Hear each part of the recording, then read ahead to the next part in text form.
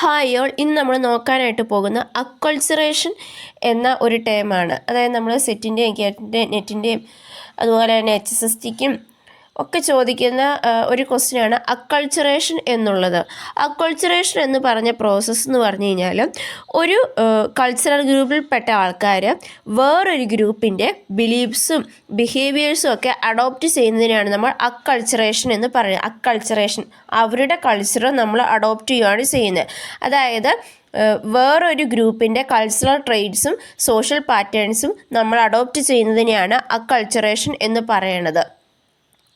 അതായത് വേറൊരു കൾച്ചറുമായിട്ട് നമുക്ക് കോണ്ടാക്റ്റിൽ വന്നു കഴിയുമ്പോൾ അവരുടെ ആ ഒരു കൾച്ചറും ബിഹേവിയേഴ്സും നമ്മളങ്ങ് ആർജിച്ചെടുക്കുകയാണ്. അതായത് നമ്മുടെ ആ ഒരു ലൈഫ് സ്റ്റൈലിലോട്ട് ആ ഒരു കൾച്ചറും ആറ്റിറ്റ്യൂഡ്സും ബിഹേവിയേഴ്സും ഒക്കെ വന്നു ചേരുകയാണ് ചെയ്യുന്നത്.